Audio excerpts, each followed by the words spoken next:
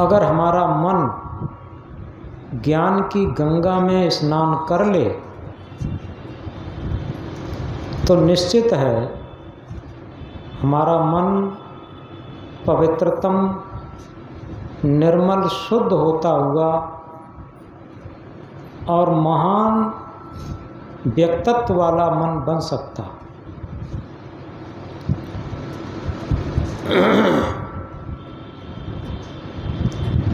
संत सम्राट सदगुरु कबीर साहब एक महामंत्र में जगाते हुए कहते हैं, चलती चक्की देख के दिया कबीरा रोए, दो पाटन के बीच में साबुत बचा न खोए। इस संसार में एक चक्की चल रही है। कबीर साहब ने ऐसा साधारण उदाहरण देकर के जिसे सब जानते हो, ऐसी चक्की चल रही है, उसके दो पाटों के बीच में कोई भी साबुत नहीं बचा।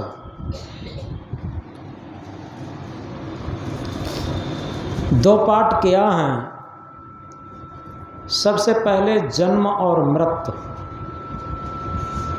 जन्म के बाद मृत्यु लगी है, दुनिया में उसे कोई नहीं रोक सकता। सुख और दुख, सुख के बाद दुख लगे। अभी एक भजन में सुना था, सुख भी तो हमारे हैं, दुख भी तो हमारे हैं।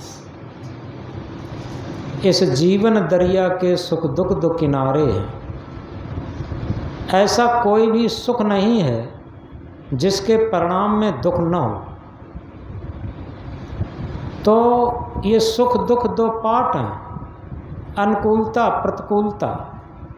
आज तक दुनिया में कोई भी ऐसी अनुकूलता नहीं है जिसमें प्रतिकूलता न आई हो। आप देखते हैं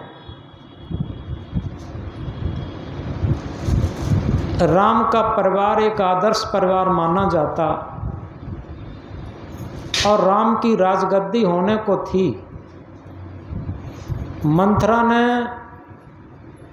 कैकेयी से आकर के कहा, तुझे कुछ पता है, कल राम की राजगद्दी होगी। कैकेयी ने प्रसन्नता में कहा कि मंथरे, तुमने बहुत अच्छा संदेश दिया, बहुत खुशी का संदेश दिया। अगर कल राम की राजगद्दी होगी तो मैं बहुत बेशकीमती गहना उपहार में तुम्हें दूंगी। कैकेयी को कितनी खुशी थी, लेकिन मंथरा के समझाने से उल्टा पलटा समझा करके मंथरा ने कैकेयी के मन में विकृति भर दी। और ऐसी विकृति भर दी वो कोप भवन में जाकर लेट गई और दशरथ के मनाने पर भी नहीं मनी और ये कहा कि मुझे दो वरदान चाहिए, एक से राम का 14 वर्ष का वनवास और दूसरा भरत की राजगद्दी। अब इसका परिणाम क्या हुआ सब जानते हैं। ये दो पार्ट थे। क्या इधर अयोध्या दुल्हन की तरीके सजाई गई थी, सुबह को राम की राजगद्दी होनी थी और कहाँ एकदम मातम छा गया और राम का 14 वर्ष का वनवास हुआ। सीता लक्ष्मण सहित राम वनवास को चले गए।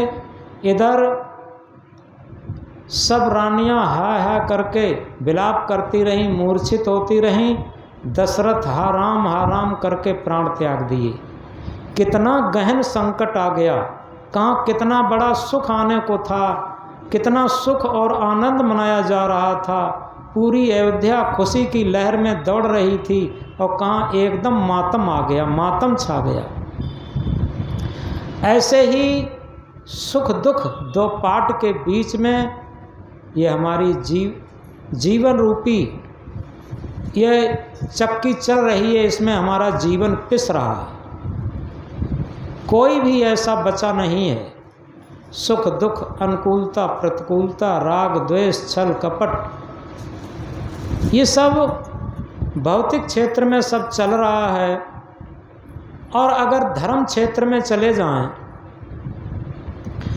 तो धर्म क्षेत्र में भी कौन से मत मजहब में जाएं, कौन सा सच्चा धर्म है, किससे हमें शांति मिलेगी, किससे कल्याण मिलेगा, कौन सी पूजा पाठ करूं, कौन सा तीर्थ व्रत करूं, कौन सा यज्ञ हवन करूं, इस तरीके से उसमें भी चक्की चल रही है।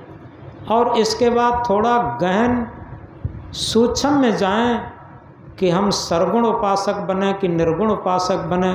कोई कहता सरगुण भगवान है, कोई कहता निर्गुण भगवान है। अब हम किसकी पूजा करें, किसकी सेवा करें, किसका भजन करें, किसकी भक्ति करें। तो इस तरीके से ये धर्म क्षेत्र में भी चक्की चल रही, और यथार्थ में इस चक्की से कोई विवेकवान ही बच पाता। और इसी के लिए कहा कि निष्पक्षी को भक्त है, निर्द्वंद्वी को ज्ञान, निर्मोही को मुक्त है, निर्लोभी निर्वाण। यथार्थ में हम किसी भी मत मजहब के हों, किसी भी पोथी पत्रा को मानते हों, किसी भी पूजा पत्रा को मानते हों, यदि हम निष्पक्षी हैं तो निश्चित है हमारे अंदर भक्ति प्रस्फुटित हो सकती। निष्पक्षी को भक्त है, निर्द्वंद्वी को ज्ञान। निर्द्वंद्वी कहते हैं विकार रहित, निर्द्वंद्वी को ज्ञान और निर्मोही को मुक्त है। इस बात को गहराई से समझें। ये केवल संतों के लिए नहीं है, ये भक्तों के लिए और माताओं के लिए, सबके लिए है कि निर्मोहता में, निष्कामता में, निस्वार्थता में जो जीवन जाता है वही भक्ति का जीवन होता, वही आनंद का जीवन होता, वही शांति का जीवन होता, वही कल्याण का जीवन होता। और जहाँ मोह अंधता होती, स्वार्थ परता होती, निश्चित है वहाँ कोई भी ज्ञान नहीं होता, अज्ञान होता। ज्ञान वो नहीं है जो कि हम पोथियों में रट लेते। ज्ञान वो है जो हम निष्पक्षता पूर्वक अपना व्यवहार करते। यथार्थ में ज्ञान का पक्ष केवल आंख बंद करके बैठ जाना नहीं है, केवल माला घुमाना नहीं है, केवल मंत्र जपना नहीं है। इसमें सबसे पहला पक्ष है व्यवहार। हमारा व्यवहार कैसा है? जितना हमारा निर्मल व्यवहार होगा, पवित्र व्यवहार होगा,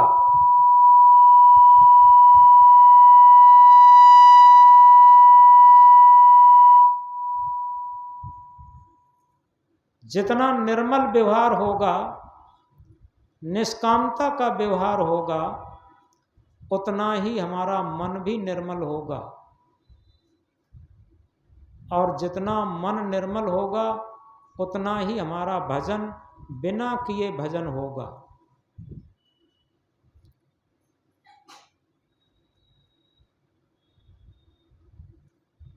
एक जगह सुबह सुबह सास और बहू में झगड़ा हो रहा था। झगड़ा प्रसिद्ध है और होता ही रहता। सास बहू में झगड़ा हो रहा था तो बहू कहे जा रही थी, सास सुने जा रही थी। आखिर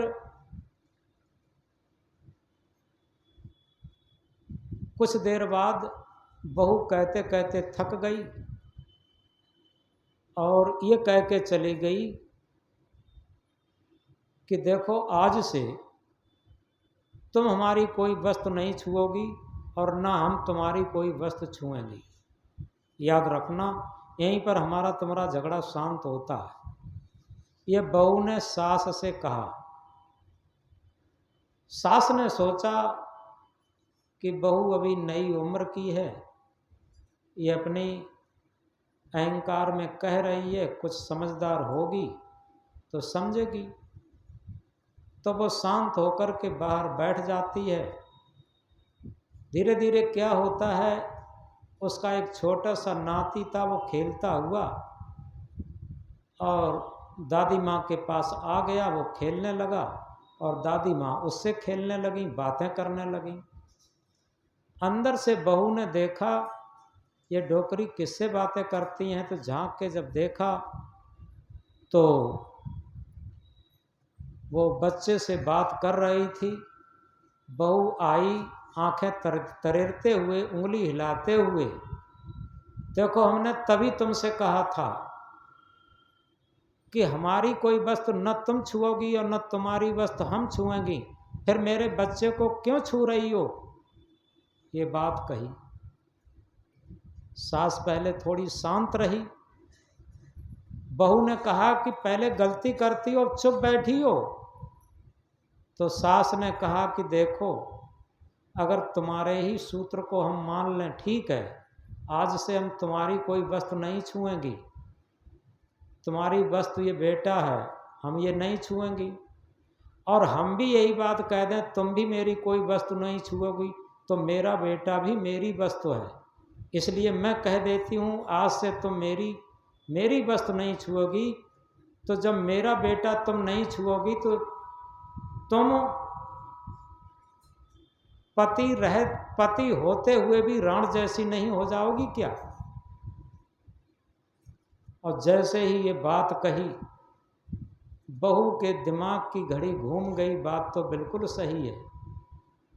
अंदर से उसका अहंकार गला कि जब हम अपने बेटे को नहीं छूने देती और ये अपने बेटे को जब नहीं छूने देंगी तो हमारी स्थिति क्या होगी। तो उसके अहंकार की बर्फ जब पिघली तो आकर के सासू के चरणों में गिर के रोने लगी, माँ मुझे क्षमा कर दो, मेरा बहुत अहंकार था। अहंकार गल गया। माँ ने कहा, तू चिंता मत कर, आज से तू मेरी बेटी है। जब उसने माँ कहा तब उसने बेटी कहा। तो इस तरीके से इस बात को गहराई से समझें। अब ये दोनों निष्पक्ष हो गए। अब जब तक पच्छा पच्छी में थे तब तक बहुत झगड़ा था। अरे अपने ही दांत से अपनी जिह्वा कट जाती है कभी कभी। दांत भी अपना है, जिह्वा भी अपनी है, क्या हथौड़ी लेकर के दांत को तोड़ोगे? तो इस तरीके से ये सत्संग का महत्व यही है। क्षमा बड़न को चाहिए, छोटिन को उत्पात, कहा रहीम हर को घटो जो भ्रग मारी ला। यथार्थ में क्षमा का बहुत बड़ा मूल्य होता है। लाठी डंडे से जो चोट नहीं लगती है वो क्षमा से चोट लगती है। दो भाई थे, सगे थे। बड़ा भाई मालिक था और चतुर चालाक भी था। छोटा भाई सीधा साधा निष्पक्ष, बिल्कुल जिसे कहते हैं साधु। साधु ड्रेस से नहीं, स्वभाव से साधु। ड्रेस के साधु झूठे हो सकते हैं लेकिन स्वभाव के साधु सच्चे होते हैं। तो बड़े भाई ने छल कपट करके छोटे भाई के जमीन को अपने नाम लिखा लिया। जब नाम लिखा लिया तो दाखिल खारिज होने से पहले एक नोटिस आया, छोटे भाई को मिला। अब उसे बेचारे को क्या पता।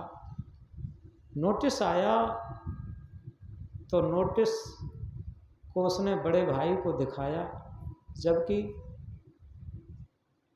थोड़ी थोड़ी अनबन सी मानने लगा था बड़ा भाई, लेकिन फिर भी छोटे भाई ने बड़े भाई को दिखाया ये नोटिस कैसा आया। उसमें तारीख लगी थी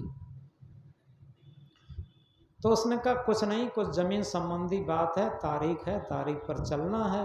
बड़े भाई ने सोचा कि हम तो सब अधिकारियों को जानते ही हैं और इसकी ज़मीन को हम दाखिल खारिज करवा लेंगे। उसने कहा अमुक तारीख है, उस पर चलना। छोटे भाई ने कहा ठीक है। छोटा भाई जाता है तारीख पर, बड़ा भाई जाता है। दोनों बाहर बैठे रहते हैं। जब पुकार होता है, पुकार जैसे हुई, बड़ा भाई एकदम चला जाता है। धूप थी तो जूता उतारे बैठा था छाया में, और जैसे ही पुकार हुई जूता बूता छोड़ करके एकदम चला गया अंदर। काफ़ी देर हुई। छोटे भाई ने देखा बड़े भाई के जूते धूप में रखे हैं, और जब बड़ा भाई आएगा तो जूता पहनेगा, उसके पांव जलेंगे। उसने क्या काम किया कि जूते उठा करके अपने झोला की आड़ में छाया में रख दिए। अब जैसे ही बड़ा भाई आया तारीख से लौट करके बाहर निकला, अब इधर उधर झांकता, उसके जूते हैं नहीं। तो छोटे भाई ने कहा भैया क्या देख रहे। अब बड़ा भैया शर्म अंदर से नहीं बोल रहा, क्योंकि उसके अंदर तो पाप सवार हो गया, स्वार्थ सवार हो गया। छोटे भैया ने कहा कि भैया क्या देख रहे हो। तो बड़ा भैया कहा अरे यहाँ मेरे जूते थे, वो किसने ले लिए। छोटे भैया ने कहा कि भैया ये जूते हमने झोला से छाया में छुपा के रखे हैं।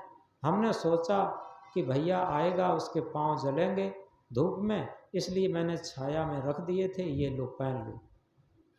और जैसे ही छोटे भाई की ये बात सुनी, बड़े भाई के अहंकार पिघला। अहंकार पिघला और भैया को छाती से लगा लिया और रोने लगा, और ये कहा कि भैया चलो घर चलते हैं। छोटा भैया कहता है कि भैया अभी कैसे चलें, तुम्हारी तो तारीख हो गई, तुम्हारी तो पुकार हो गई, हमारी तो पुकार भी नहीं हुई, तारीख भी नहीं हुई। बड़ा भैया कहता है चलो भैया अब सब तारीख हो गई। बड़े भैया ने क्या काम किया, अपनी भी ज़मीन छोटे भैया के नाम करा दी, और हमेशा हमेशा के लिए छोटे भैया के लिए समर्पित हो गया। उसने कहा इतना निष्पक्ष, निर्मानी, निरंकारी, साध पुरुष भैया कैसे मिलेगा। ज़मीन, हम कितना जघन्य अपराध कर रहे थे कि भैया की ज़मीन लिखा रहे थे। ये हमारे लिए कितना सोच रहा है, इसके अंदर हमारे लिए कितना स्थान है हृदय में। तो इस तरीके से हम इस बात को गहराई से समझें कि जब तक हम निष्पक्षी नहीं होते हैं, निर्द्वंदी नहीं होते हैं, निर्मोही नहीं होते हैं, निर्विकार नहीं होते हैं, तब तक इस चलती हुई चक्की के पाटों से बच नहीं सकते पिसने से। और इसीलिए सदगुरु कबीर साहब इंकलाब करके कहते हैं, चक्की चलती देख कर दिया कबीरा रोए, दो पाटन के बीच में साबुत बचा न कोई। आज देखें घर परिवारों से लेकर के कहीं भी चले जाएं, कहीं भी चले जाएं, यही राग द्वेष की भट्टी जल रही है, सुख दुख की भट्टी जल रही है, मान अपमान की भट्टी जल रही है, अनुकूलता प्रतिकूलता की भट्टी जल रही है। इसी भट्टी में, इसी चाकी के पाटों में सब लोग जल रहे हैं, पिस रहे हैं। यथार्थ में अगर सही तरीके से इस चक्की से बचना है तो अपने मन को छुई मुई नहीं बनाना है। छुई मुई मन कैसा होता है,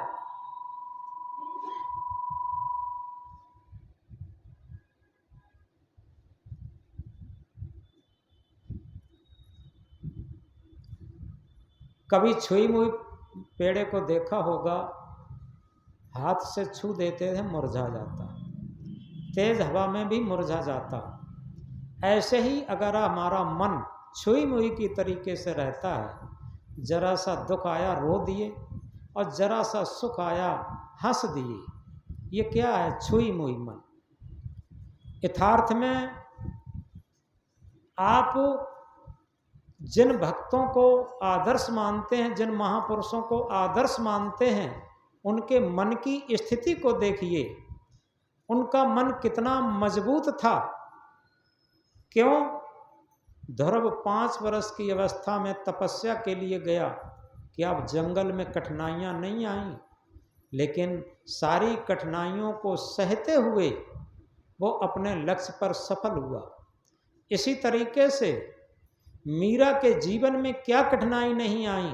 परिवार वालों ने जहर तक दिया, और जहर न दिया हो, जहर जैसी प्रतिकूलताएं तो निश्चित दी, और सारी प्रतिकूलताओं को सह करके मीरा मगन भई कब गलियां गलियां गुरु गुण गाने लगी। अगर सही तरीके से देखें इसको निष्पक्षता के विचार से, तो मीरा राजस्थान की राणा परिवार की, छत्राणी परिवार की महारानी थी। और वो महारानी बनारस में, काशी में जूता टाकने वाले रविदास को गुरु बनाया। कितना निष्पक्ष, कितना मजबूत मन रहा होगा। आज गुरु जरा डांट देते हैं, जरा फटकार देते हैं तो मन विचलित हो जाता, और मीरा का मन कदापि विचलित नहीं हुआ, जिसका मन इतना अटूट था। लोगों ने बहुत कहा, बहुत बहकाया, लेकिन मीरा मगन भई गलियां गलियां गुरु गुण गाने लगी।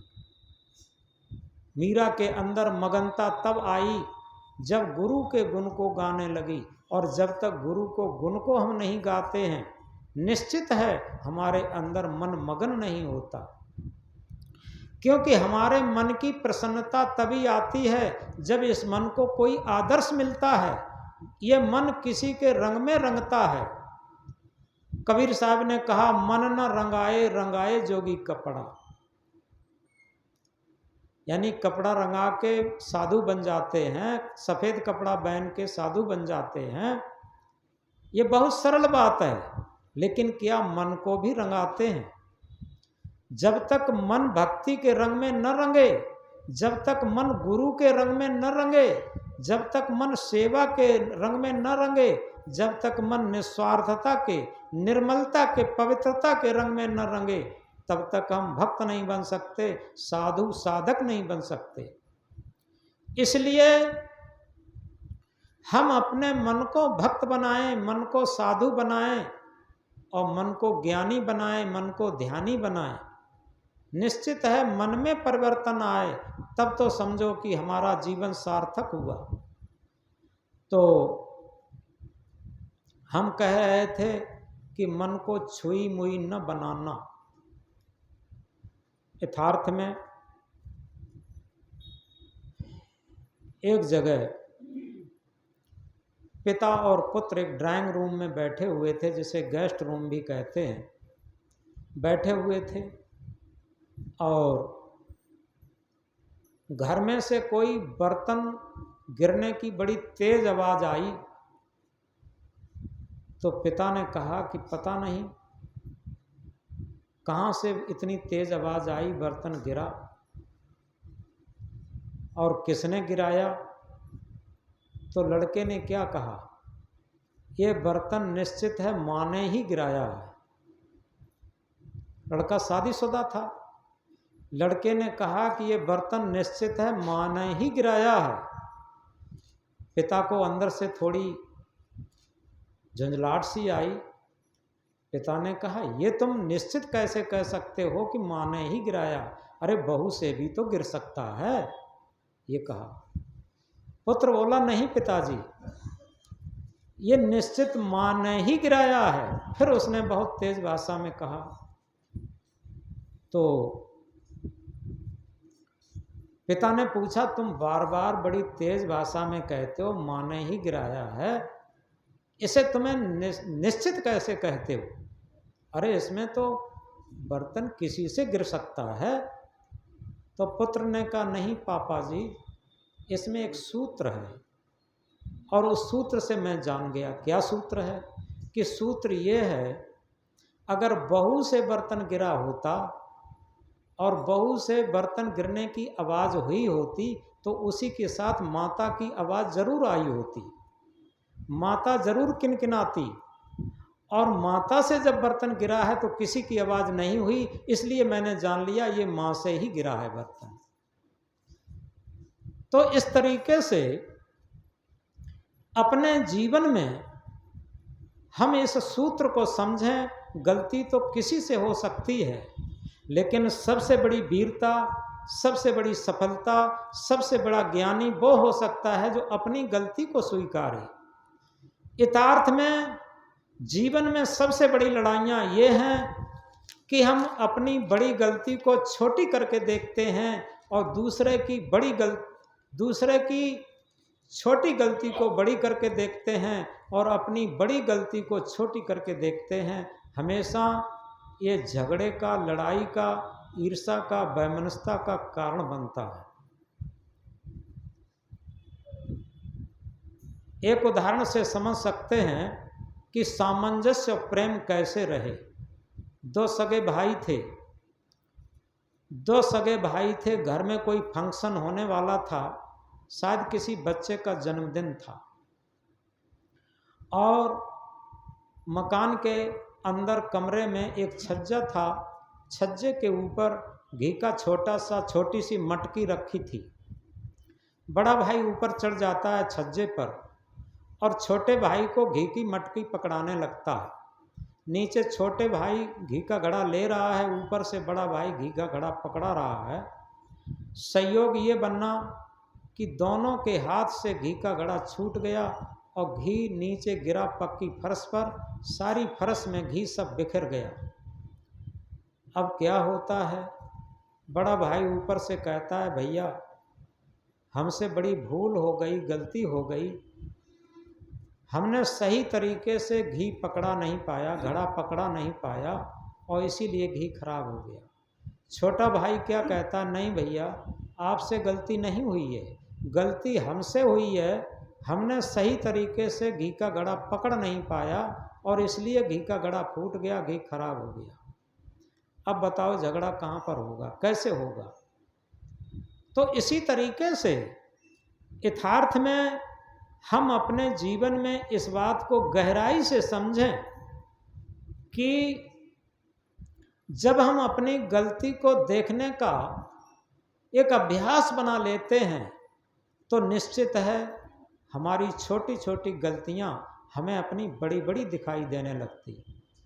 ये धर्म का क्षेत्र है, भक्ति का क्षेत्र है, ज्ञान का क्षेत्र है, और दूसरे की बड़ी बड़ी गलतियां हमें छोटी दिखाई देने लगती। यही आध्यात्म विज्ञान का क्षेत्र है। सांसारिक विज्ञान और स्वार्थी विज्ञान का क्या क्षेत्र है? अपनी बड़ी बड़ी गलतियों को हम छिपा के रखते हैं वाक्पटुता से, वाक् चातुर्यता से, और दूसरे की छोटी छोटी गलतियों को बहुत बड़े विस्तार से उद्घृत करना चाहते हैं, उखाड़ना चाहते हैं, उसे नीचा दिखाना चाहते हैं। ये क्या है? ये सांसारिक दृष्टि है, ये राग द्वेष की दृष्टि है, ये स्वार्थ की दृष्टि है, ये अज्ञान की दृष्टि है, ज्ञान की दृष्टि नहीं है। तो इसलिए ये बातें हम सब इसलिए कह रहे हैं कि कबीर साहब के इस महामंत्र पर निवेदन कर रहे हैं कि चक्की चलती देख कर दिया कबीरा रोए। यथार्थ में इस चक्की में सारा संसार पिस रहा है, और इस चक्की से अगर पिसने से हमें बचना है तो निश्चित है कि हम एक ही सूत्र है, एक ही नियम है, केवल हम व्यवहार को देखें, अपना व्यवहार, कि हमारा व्यवहार यदि आत्मा के तल पर है, हृदय के धर्म कांटे पर तुला हुआ है। दुनिया के सारे कंप्यूटर कांटे फेल हो सकते, लेकिन अपना हृदय का धर्म कांटा फेल नहीं हो सकता। अपना हृदय का धर्म कांटा हमारी छोटी से छोटी गलती अपने आप बताने लगेगा। तो जब अपने हृदय के धर्म कांटे पर अपने जीवन के व्यवहार को हम तौलते हैं तो निश्चित है हमारी पूजा शुरू हो जाती, हमारा भजन शुरू हो जाता, हमारा ध्यान शुरू हो जाता। स्वाभाविक हमारा धर्म का मार्ग प्रशस्त होने लगता, हमारे अंदर मानवता प्रस्फुटित होने लगती, हमारे अंदर आत्मज्ञान प्रस्फुटित होने लगता, हमारे अंदर आत्म बल जागृत होने लगता।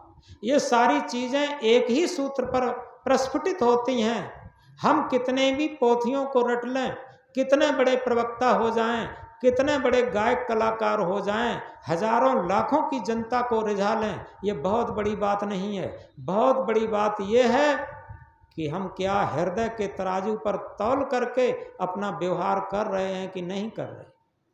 अगर हृदय के तराजू पर तौल करके व्यवहार कर रहे हैं तो निश्चित है आत्मा के तल पर हमारा व्यवहार हो रहा है, और जिसका आत्मीयता के तल पर व्यवहार हो रहा है निश्चित है वहाँ पर कबीर साहब का एक महामंत्र याद आता है, संतो सहज समांद भली, गुर प्रताप लागी जा दिन से सुरत न अंत चली, जहाँ जहाँ डोलूं सो परिक्रमा जो कुछ परूं सो पूजा।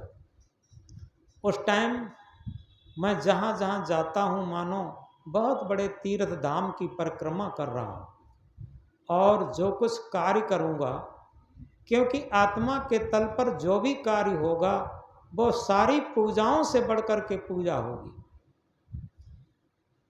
तो हम इस चलती हुई चक्की से बचने के लिए एक महामंत्र को याद रखें, झूठे सुख को सुख कहे मानत है मन मोद, जगत चवेना काल का कुछ मुख में कुछ गोद। यथार्थ में इस महामंत्र को अगर याद रखें तो हम अहंकार नहीं पाल पाएंगे। ये झूठे सुख को ही पूरे जीवन हम सुख मानते रहे और मन में बड़ी खुशी मानते रहे। यहाँ पर बड़े बुजुर्ग भक्त भी बैठे हैं, माताएं भी बैठी हैं। अगर किसी से पूछा जाए पूरे जीवन में तुमको सुख कितना मिला, तो सब यही कहेंगे सुख मिला तो नहीं, जिस सुख के लिए मैं अहरनिश दौड़ रहा था उस सुख के पीछे केवल दुख ही तो हाथ लगा। जिस तरीके से रेगिस्तान में एक हिरन पानी के लिए दौड़ता है तो आगे रेगिस्तान में बालू की चमकीली कड़ें जहाँ होती हैं वहाँ पर सूर्य की किरणें परावर्तित होती हैं, तो वहाँ पानी का सागर सा लहराता दिखाई देता। हिरन वहाँ पानी की खोज में जाता, जब वहाँ पहुँचता है तो सूखा मरुस्थल पाता, और फिर गर्दन उठा करके आंखें उठा करके देखता, उतनी ही दूरी पर फिर पानी का सागर लहराता दिखाई देता, और फिर दौड़ता है वहाँ फिर सूखा मरुस्थल दिखाई देता। जितना हिरन दौड़ता है उतना ही प्यास तेज होती चली जाती, और बाद में वो प्यासा ही अतृप्त ही प्राण त्याग देता। और इसीलिए कहा सदगुरु ने, दौड़त दौड़त दौड़िया जहाँ तक मन की दौड़। जीवन भर इस मन की दौड़ में ही तो रहे कि पत्नी से सुख मिलेगा, पति से सुख मिलेगा, पुत्र से सुख मिलेगा, सोना चांदी से सुख मिलेगा, टीवी से सुख मिलेगा, पता नहीं किस किस से सुख मिलेगा। लेकिन कोई कह सकता है ये सारी चीजें जिसे प्राप्त हैं उस वो कितना सुखी हुआ, वो और ज्यादा दुखी हुआ।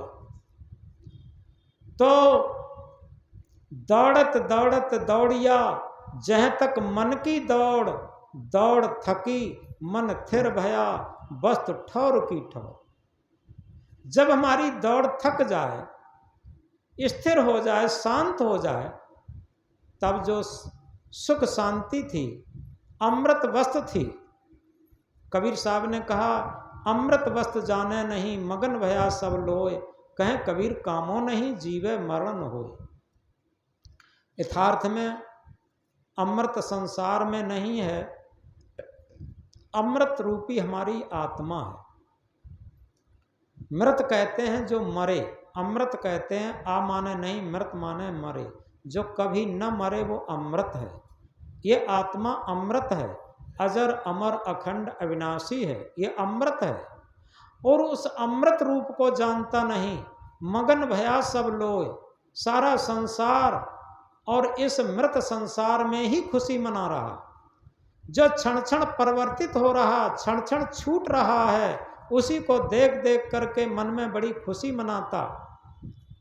तो इस तरीके से यथार्थ वस्तु कि दौड़त दौड़त दौड़िया जहाँ तक मन की दौड़, दौड़ थकी मन थिर भया वस्तु ठौर की ठौर। जिस वस्तु को खोज रहे थे, जिस सत्य वस्तु को, जिस आत्म परमात्मा को खोज रहे थे, वो ठौर की ठौर, यानी आत्मा ही आत्मा को खोज रहा है, सत्य ही सत्य को खोज रहा है, ये भ्रम है। कबीर साहब ने कहा, मोह को कहाँ ढूंढे बंदे, मैं तो तेरे पास में, ना मैं मंदिर ना मैं मस्जिद ना काशी कैलाश में, मोह को कहाँ ढूंढे बंदे, मैं तो तेरे पास में। वो नहीं निवासी घन कुंजों का, गिरि श्रृंगों से दूर कहीं, पंकज होठों में बास नहीं, चपला से रहता दूर कहीं। ग्रह गुहा में उसका वास नहीं, हो सकता नहीं निवास कहीं, पीले वस्त्रों व जटा जूट में है उसका आवास नहीं। दो संध्या मध्य मिलता है, कल्पना करो क्षीरोदध की, मंदिर में मस्जिद गिरजा में, काबा काशी के सन्निध की। मैं खोज थका फिर मिला नहीं, अतिरिक्त शेष घट घटवासी, दिल भीतर खोजा तो पाया, मैं रूप सदा जो अविनाशी।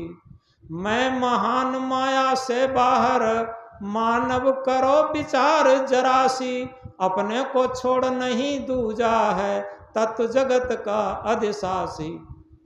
यानी इस शरीर के अंदर रहने वाली जो ड्राइविंग सत्ता है, सत्य सत्ता है, आत्म परमात्मा सत्ता है, इस सत्ता को छोड़ करके कहीं खोजने के लिए कोई चीज है ही नहीं। और वो तभी होगा जब दौड़ थकी मन थिर भया वस्तु ठौर की ठौर।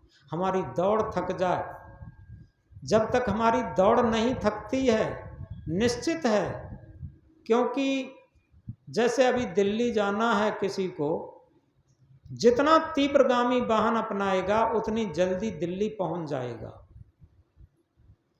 रॉकेट से, हवाई जहाज से बहुत जल्दी पहुंचेगा, और सुपरफास्ट गाड़ियां हैं उनसे उससे कम जल्दी पहुंचेगा, लेकिन बहुत जल्दी पहुंचेगा। बस से उससे कम जल्दी पहुंचेगा, और भी मोटरसाइकिल से काफ़ी टाइम लगेगा, साइकिल से बहुत टाइम लगेगा, और पैदल तो बहुत टाइम लगेगा। यह भौतिक मंजिलें जितनी भी हैं दौड़ कर मिलती, जितना हम तेज दौड़ेंगे, जितना फास्ट दौड़ेंगे, उतनी जल्दी भौतिक मंजिल मिलेगी। लेकिन आध्यात्मिक मंजिल के लिए, आत्म परमात्मा की मंजिल के लिए, सुख शांति की मंजिल के लिए, मुक्ति मोक्ष कल्याण की मंजिल के लिए हम जितना रुकेंगे, जितना स्थिर होंगे, जितना शांत होंगे, जितना एकाग्र होंगे, उतने ही मंजिल के नज़दीक होंगे। क्योंकि दौड़ थकी मन थिर भया वस्तु ठौर की ठौर। जब तक हमारी बाहरी दौड़ खत्म नहीं होगी, तब तक आंतरिक यात्रा शुरू नहीं होती। एक ही तरफ यात्रा कर सकते हैं। इसे रामायण में भी कहा है, जहाँ काम तहाँ राम नहीं, जहाँ राम नहीं काम, तुलसी दोनों होत नहीं, रवि रजनी एक ठाम। जहाँ सांसारिक कामनाएं हैं, वासनाएं, इच्छाएं हैं, घुड़दौड़ है, मन की तरंगे हैं, वहाँ पर राम स्वरूप नहीं, आत्म स्वरूप नहीं, परमात्मा स्वरूप नहीं। और जहाँ राम स्वरूप, आत्म स्वरूप है, वहाँ पर वासनाएं नहीं, कामनाएं नहीं। किस तरीके से उदाहरण दिया है, तुलसी दोनों होत नहीं, रवि रजनी एक ठाम। रात्रि और सूर्य एक साथ नहीं हो सकते। जहाँ पर सूर्य होगा वहाँ पर रात्रि नहीं होगी, और जहाँ पर रात्रि होगी वहाँ पर सूर्य नहीं होगा। इसी तरीके से जब तक हम बाहरी मंजिलें दौड़ रहे होंगे, हमारी मन इंद्रियां बाहर दौड़ रही होंगी, तब तक बहिर्मुखी होंगी। और जब बहिर्मुखी से मुड़कर के अंतर्मुखी होंगी, स्थिर होंगे, शांत होंगे, अमन की स्थिति में होंगे, शरीर अशरीरी अवस्था में होगा, इंद्रियां अतीन्द्रिय अवस्था में होंगी, मन अमन की अवस्था में होगा, तो हम सत्य की स्थिति में, आत्म परमात्म की स्थिति में होंगे। ये स्थिति एक सहज स्थिति है। और इस सहज स्थिति को बताया है, बाहर का मिलना मिलना क्या, बाहर का मिलना मिलना क्या जो मिल करके फिर छूट जाए, अंदर का मिलना सच मिलना जो मिला हुआ फिर रह जाए। बाहर किससे नहीं मिले, पति से मिले, पत्नी से मिले, धन से मिले, दौलत से मिले, जवानी से मिले, सुंदरता से मिले, सोने चांदी से मिले, अनुकूलता से मिले, प्रतिकूलता से मिले, किससे नहीं मिले? दुनिया में सबसे मिले, और ऐसी चीज नहीं बता सकते हैं जो न छूटे, और सारी चीजें छूटी। बाहर का मिलना मिलना क्या जो मिल करके फिर छूट जाए। सारी चीजें मिलकर के छूटती हैं, ये शरीर भी मिलकर के छूटेगा, और शरीर से संबंधी प्राणी पदार्थ भी मिलकर के छूटेंगे, लेकिन अंदर का मिलना, सच मिलना जो मिला हुआ फिर रह जाए। क्या कभी प्रयास करते हैं, जिस सत्ता से, जिस चेतन आत्मा से ये शरीर चलता है, जीवन चलता है, उस सत्ता से मिलन की कोशिश करते हैं क्या? जब तक उससे, उसको जानने की, उससे मिलने की हम कोशिश नहीं करते हैं, तब तक समझो हम कुछ नहीं करते हैं। भजन भक्ति केवल एक दिखावा है, एक कर्मकांड है, एक औपचारिकता। तो हम कह रहे थे सदगुरु कबीर साहब के महामंत्र को, चलती चक्की देख के दिया कबीरा रोए, दो पाटन के बीच में साबुत बचा न कोई। साबुत कोई बच नहीं पाता। और यथार्थ में इस चलती हुई चक्की, जैसे जड़ और चेतन, आप देखें ये शरीर भी एक चक्की है, क्योंकि जड़ शरीर है और इसमें चेतन आत्मा है, सत्य सत्ता भी है, और ये दोनों की चक्की चल रही है। और इन दोनों की चक्की क्या चल रही है? शरीर अपने स्वभाव के अनुसार, इंद्रियां अपने स्वभाव के अनुसार, मन अपने स्वभाव के अनुसार जीवन यापन करना चाहता, और आत्मदेव आत्मा के तल पर जीवन जीना चाहता। लेकिन हमेशा जिनके जीवन में भौतिक आकांक्षाएं ज़्यादा हैं, इच्छाएं ज़्यादा हैं, वासनाएं ज़्यादा हैं, उसके लिए कहा कि हविस की हविस इंसान को हैवान बना देती है। ये मन की हविस, मन की इच्छाएं, मन की वासनाएं, ये कभी बुझती नहीं है। हविस की हविस इंसान को हैवान बना देती है। हविस की चोट इंसान को इंसान बना देती है। अगर हविस से बचें जीवन भर तो इंसान को भगवान बना देती है। तो इसलिए एक महान सूत्र कहा है, करे गलती न जाने उसे शैतान कहते हैं। करे गलती और न जाने उसे शैतान कहते हैं। करे गलती और न माने उसे हैवान कहते हैं। बच्चा शैतान होता है, वो गलती करता है, नहीं जानता। बहुत छोटा बच्चा होता है, कहीं चीज़ तोड़ फोड़ करता, कहीं कुछ करता, वो नहीं जानता, इसलिए शैतान है। करे गलती और न जाने उसे शैतान कहते हैं। करे गलती और न माने उसी को हैवान कहते हैं। गलती करता है, उससे कहा जाए तो वो मानेगा नहीं कि हम गलती कर रहे हैं, उसी को हैवान कहते हैं। और करे गलती और मान ले उसी को इंसान कहते हैं। करे गलती और मान ले उसी को इंसान कहते हैं, और कभी गलती ना करे उसी को भगवान कहते हैं। तो इस तरीके से याद रखें, हम कौन से क्षेत्र में चलना चाहते हैं। या तो इस चक्की में पिसेंगे, या इस चक्की से बाहर होकर के, मन के आयाम से पार होकर के, और आत्मा के तल पर हृदय के धर्म कांटे पर जो तुलेगा, तुल कर के जीवन व्यतीत करेगा, वो इस चक्की में पिसने से बचेगा। तो इसलिए हम अपने जीवन में इस बात को गहराई से समझें, क्योंकि हमारा जीवन केवल शरीर नहीं है। हम शरीर को ही जीवन मानते और ये शरीर, जिस दिन इस शरीर के अंदर से चेतन सत्ता, आत्म सत्ता, सत्य सत्ता निकल जाती है, फिर जीवन नहीं रहता। एक साधक ने पूछा गुरुदेव से कि गुरुदेव, हम जीवन की उन्नति कैसे करें? क्योंकि धन की उन्नति की, परिवार की उन्नति की, मठ मकान की उन्नति की, घोड़ा गाड़ी वाहन की उन्नति की, लेकिन हमें कोई शांति नहीं मिली। अब हम ये नहीं समझ पा रहे हैं कि आखिर जीवन क्या है, जीवन की उन्नति कैसे करें। गुरुजी ने कहा कि देखो, जो धन मकान की उन्नत है, ये धन मकान की उन्नत है, परिवार घोड़ा गाड़ी वाहन की उन्नत है, सोना चांदी रुपया पैसा की उन्नत है, लेकिन जीवन इस शरीर को भी नहीं कहते। इस शरीर के अंदर रहने वाली आत्मा ही सच्चा जीवन है। और आत्मा की उन्नति के लिए हम आत्मा के तल पर व्यवहार करना शुरू करें, आत्मा के तल पर जीवन जीना शुरू करें, ये हमारे जीवन की उन्नति होगी।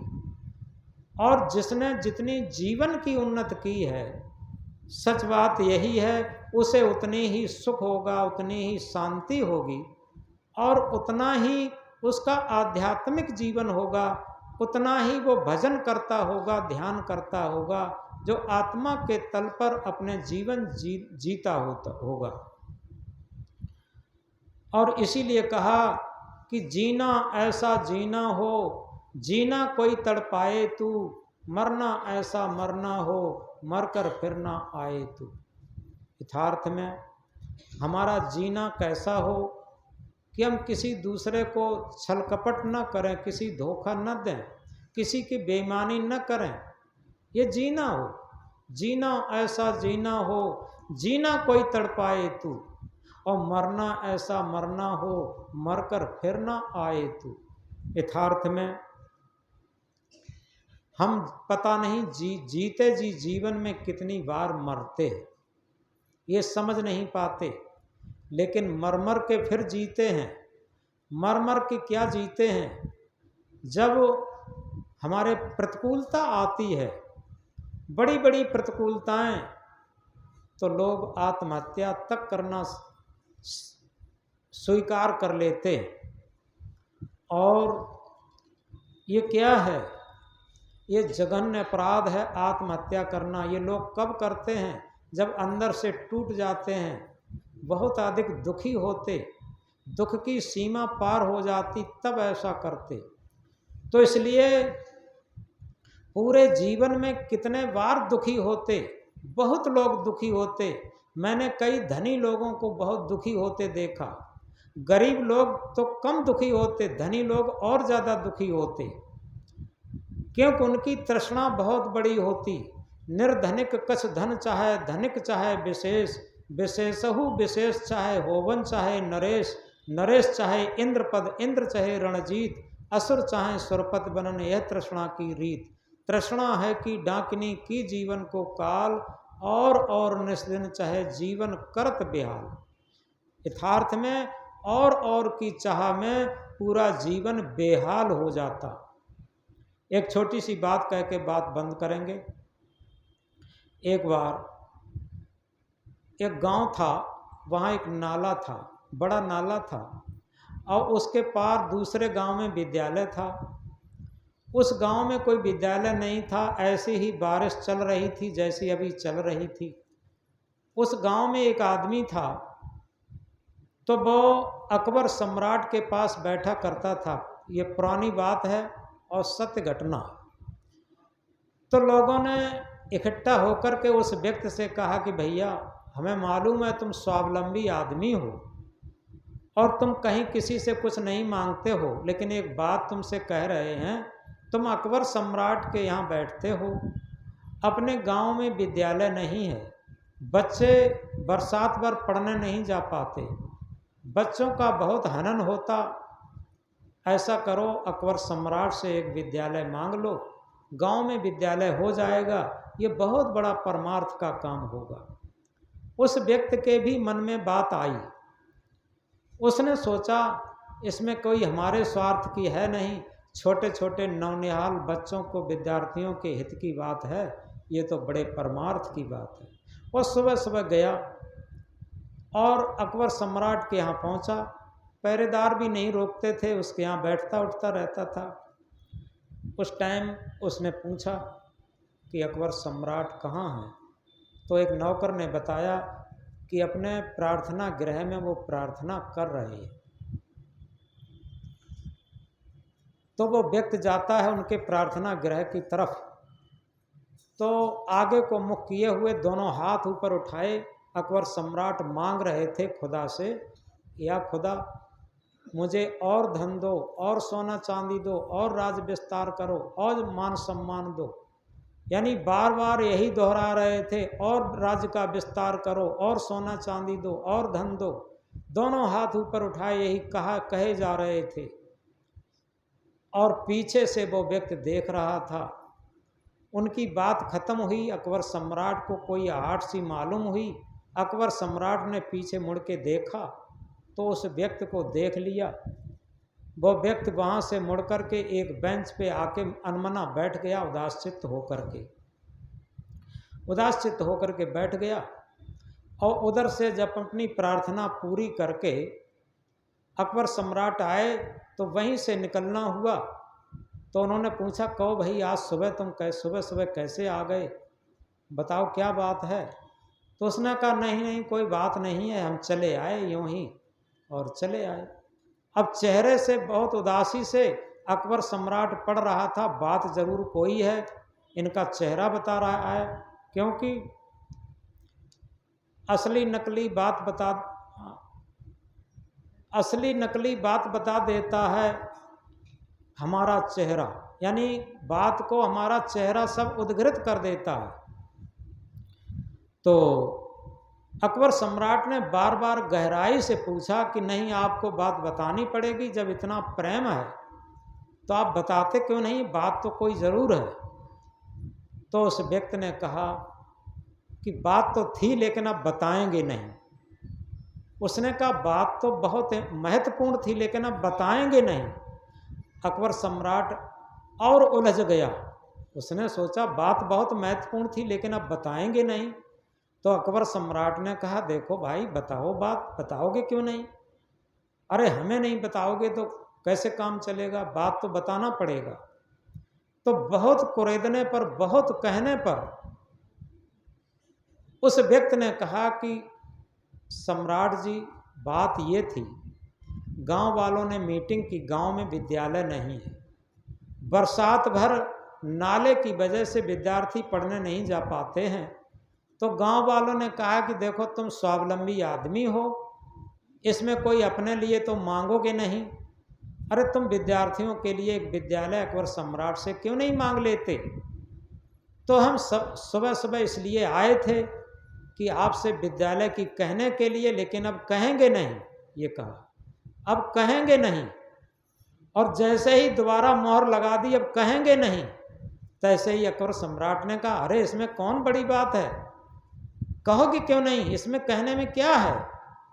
वो झल्लाता हुआ बोला, अरे अब क्या कहें, हम सोच रहे हैं कि आप जैसे भिखमंगों से क्या मांगूं विद्यालय को।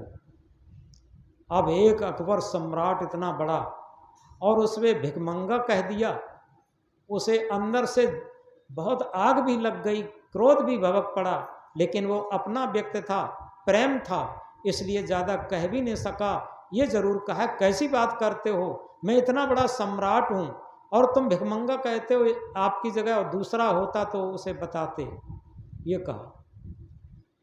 तो उस व्यक्ति ने कहा कि देखो भिखमंगा न कहूँ तो क्या कहूँ, कितनी वर्षें हो गई हैं आपके पास बैठते बैठते, बताओ मैंने कोई भी बात, बहुत छोटी सी बात अपने स्वार्थ के लिए आपसे कही हो, बताओ। कि हाँ वो तो नहीं कही, कि अभी मैं देख रहा हूँ आप प्रार्थना गृह में जाकर के और धन और सोना चांदी और राज विस्तार और मान सम्मान मांग रहे थे, तो हमें लगता है आपसे बड़ा दुनिया में कोई भिखमंगा और हो ही नहीं सकता। उसने ऐसा कहा। क्यों?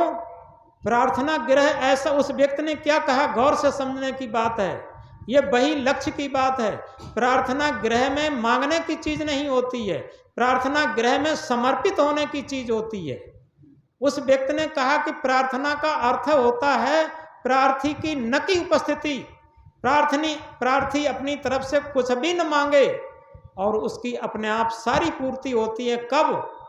जब उसके अंदर कोई मांग न रह जाए और वो अपने मन को जिसकी प्रार्थना कर रहा है, सदगुरु की, प्रभु की, जहां भी प्रार्थना कर रहा है, अपने मन को वहां समर्पित कर दे। और जहां मन का 100% समर्पण आया और वहीं पर उसकी इच्छा अपने आप पूर्ति होगी, उसे दुनिया में कोई नहीं रोक सकता। तो प्रार्थना मांगने की जगह नहीं होती है, प्रार्थना समर्पण करने की जगह होती है। तो इस तरीके से अकबर सम्राट के अंदर से शर्मा गया और अपनी गलती को महसूस किया कि मित्र, मैं आपके गांव के लिए विद्यालय दे रहा हूं और आज से प्रार्थना स्थल में कभी भी मैं मांगूंगा नहीं। तो अंतिम बात मैं इसलिए कह रहा हूं, जो सदगुरु कबीर साहब का एक महामंत्र, चलती चक्की देखकर दिया कबीरा रोए, दो पाटन के बीच में साबुत बचा न कोई। अगर आपके अंदर से मांग खत्म हो जाए तो निश्चित हम समझाएं कि इस चलती हुई चक्की में पिसना नहीं पड़ेगा। आप निष्काम हो जाएं। निष्काम जनित सुख सन्मुख अमृत वही नित्य हम पान करें। सुख की जड़ तो इच्छा शांति, इच्छा पार है बोध सही, बोध विराग की इकरस धारा वही हमारा ध्यान रहे। निष्काम जनित सुख सन्मुख अमृत वही नित्य हम पान करें। यथार्थ में जितनी हमारी स्वार्थी भावना, धधकती हुई स्वार्थ होता है। अभी मैंने एक दिन अखबार में पढ़ा था, एक बेटा ने अपने पिता को, वो सुबह सुबह लेटरिन की तरफ गए, वो जानता था कि पिताजी लेटरिन के लिए इधर आते हैं, अपने एक साथी को लेकर पिता को काट डाला और काट करके भाग गया। और जब लोग उधर गए तो देखा उसकी लाश को, पुलिस को सूचना दी, पुलिस पहुंची, खोजबीन की, तो सारी खोजबीन करके पता लगा उसके बेटे ने ही अपने मित्र के साथ इसे काट डाला। जब उसे अरेस्ट किया और अरेस्ट करने के बाद उसे पूछा तो वो टूट गया और बोला कि एक प्लाट था बहुत कीमती, तो हम सोचते थे कि पिता जब तक जीवित है प्लाट नहीं मिलेगा, अपनी इच्छाओं की पूर्ति नहीं कर पाएंगे और पिता को मार करके प्लाट मेरे नाम आ जाएगा और प्लाट को बेच करके 4 व्हीलर से लेकर सारी इच्छाएं अपनी हम पूर्ति कर लेंगे, इसलिए मैंने पिता को मारा। और उसी साइड में, उसी पेपर पे एक बात और लिखी थी। क्या लिखी थी? एक किसान था और वो किसान अपने खेत पर रोज जाता था, अपने लिए भोजन ले जाता था और 2 रोटियां और एक्स्ट्रा ले जाता था। वहाँ एक पेड़ पर बंदर रहता था, वो 2 रोटियां बंदर को खिलाता था। तो बंदर आकर के जैसे ही किसान जाता था, इतना प्रेम हो गया था, बंदर आता था, उसी के पास बैठ करके भोजन करता था, वो भी भोजन करता था और वो बंदर के हाथ पर पीठ थपथपाता था और बंदर धीरे धीरे अपना चला जाता था, वो अपना काम करता था। उनमें इतना प्रेम हो गया था। धीरे धीरे एक दिन क्या होता है, उस व्यक्ति को लैट्रिन हो गई, ज़्यादा लैट्रिन हो गई, दवा न मिलने पर उसका शरीर फालिज ने मार दिया और फालिज में सही इलाज न मिलने से वो ख़त्म भी हो गया। जब ख़त्म हो गया तो ज़मीन पर लोग लिटा लेते हैं, कफन से उड़ा देते हैं, कपड़े से ढांक देते हैं मौन। अब देखो, पता नहीं प्रकृति का खेल, उस बंदर को कैसे पता लग गया और वो बंदर धीरे धीरे आ रहा है। इधर लोग बैठे हैं, माताएं उस लाश को घेरे हैं, कोई रो रही हैं। बंदर आया, लोग भी जानते थे उस व्यक्ति का बंदर से प्रेम है, ये रोज रोटी खिलाता है। लोगों ने जाना कि हो सकता है भाई बंदर आया हो, लेकिन इसे सूचना कैसे मिल गई। अब वो बंदर आया, धीरे धीरे डरता भी जाए, धीरे धीरे आया और उसी लाश के पास पहुंच गया। लोगों ने कहा किसी को रोकना नहीं है, और लाश के पास पहुंच गया। पास में बैठ करके वो कपड़ा हटाया और कपड़ा हटा करके उस व्यक्ति का मुख देखा, और जैसे ही मुख देखा एक माँ ने उसके पीठ पर हाथ फेरा और उसी माता के गोद में बैठ करके वो आंसू बहाने लगा। बंदर आंसू बहाने लगा तो सब लोग आश्चर्यचकित हो गए और ये कहा कि देखो इस बंदर का इस व्यक्ति से कितना प्रेम है, और प्रेम है वो प्रेम है, लेकिन ये जान कैसे गया कि वो व्यक्ति खत्म हो गया। ये सब बातें समझने की हैं। और इसके बाद क्या हुआ, जब उस व्यक्ति की लाश उठा के अर्थी पर ले चले लोग, तो वो बंदर चुपचाप वहाँ से उदास उदास चेहरा लिए हुए चला गया अपने खेतों की तरफ। अब इधर सगा बेटा बाप को एक प्लाट के लिए स्वार्थ में मार रहा है, और उधर बंदर 2 रोटियां खाता रहा, उस व्यक्ति के प्रेम में आंसू बहा रहा है। अब देखिए कि मानवता कैसे नहीं शर्मसार हो रही है, स्वार्थ किस चरम सीमा पर पहुंच गया है। तो इसलिए हम इस बात को गहराई से समझें। अगर इस चलती हुई चक्की से चक्की में 2 पाटों के बीच में पिसने से बचना चाहते हैं तो एक ही उपाय है कि अपने जीवन को हम निस्वार्थ में बना के चलें, सेवा में बना के चलें।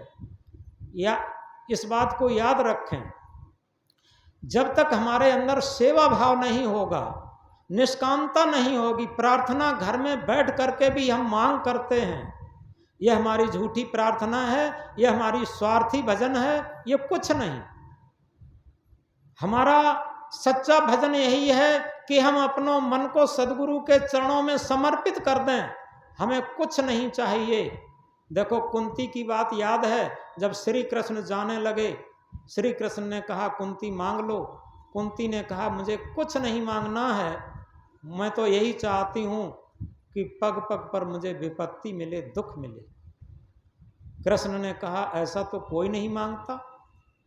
कुंती ने कहा मैं इसलिए मांग रही हूँ जब मुझे दुख मिलता रहेगा कि हम आत्म परमात्मा को, धर्म भक्ति को याद रखूंगी। इसीलिए सदगुरु कबीर देव ने कहा सुख के माथे सिल पड़े, नाम हृदय से जाए, बलिहारी व दुख की पल पल नाम रटा।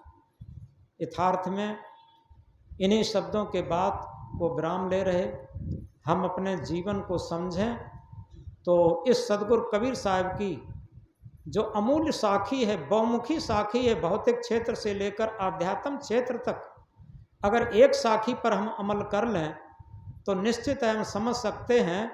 चलती चाकी देख के दिया कबीरा रोए, 2 पाटन के बीच में साबुत बचा न को।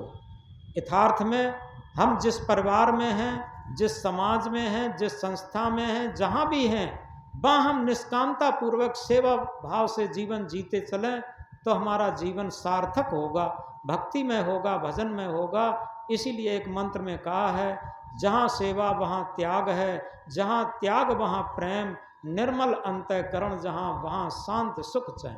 बोलो सदगुरु कबीर साहब की।